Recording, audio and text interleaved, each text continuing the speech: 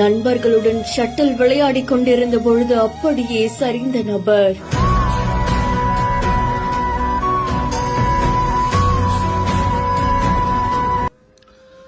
Last week தான் இதை பற்றி ஒரு வீடியோ போட்டிருந்தேன். ஏன்னா லாஸ்ட் கொஞ்ச நாளாக வந்து ஜிம்மில் இருந்து இறந்தவங்க ஜாஸ்தின்னு சொல்லி பயங்கரமாக நியூஸ் வந்துட்டு இருந்தது. நான் சொன்னேன் எல்லா கேம்லேயும் இருக்குது. So heart attack and cardiac arrest எல்லாம் நீங்கள் ஜிம் பண்ணுறதுனால மட்டும் வரதில்லைன்னு சொல்லியிருந்தேன். ஸோ இதை தான் நான் மறுபடியும் சொல்கிறேன். இப்போ இவர் இறந்துருக்காரு இல்லைங்களா, ரொம்ப கஷ்டமான ஒரு விஷயம், ரொம்ப யங் ஏஜ். என்ன காரணம் அப்படின்னா, நான் ஆல்ரெடி சொன்ன மாதிரி தான், இவர் விளையாண்டது மட்டும் காரணம் கிடையாது. ஆல்ரெடி அந்த ப்ராப்ளம் இருக்கும், உங்களுக்கும் இருக்கும், எனக்கும் இருக்கலாம். பட் அதை நம்ம செக் பண்ணி பார்க்கணும். இப்போ ஆல்ரெடி அந்த பிரச்சனை வருது அப்படின்னா because of life style.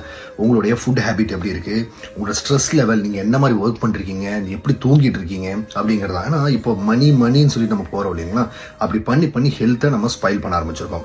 Already இந்த இடத்த ப்ராப்ளத்தில் இருக்கும்போது நீங்க அத்லெட் ஆகட்டும், எதுல பண்ணாலும் இந்த ப்ராப்ளம் வரும். இதுதான். பட் ஜிம்முங்கும் போது நமக்கு தெரிய ஆரம்பிச்சிருச்சு. இப்போ இந்த நியூஸ்ல உங்களுக்கு ஸ்போர்ட்ஸ்ல இருக்கிறனால தெரிஞ்சது.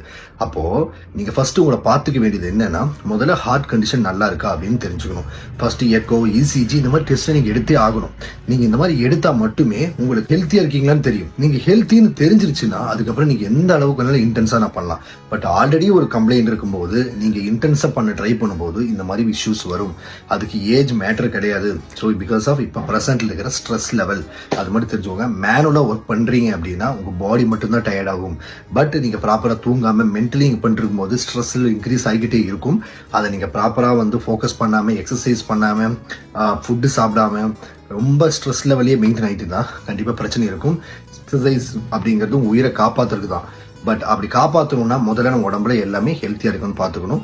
பட் இறந்தது ரொம்ப சேடான விஷயம், ரொம்ப யங் ஏஜ்.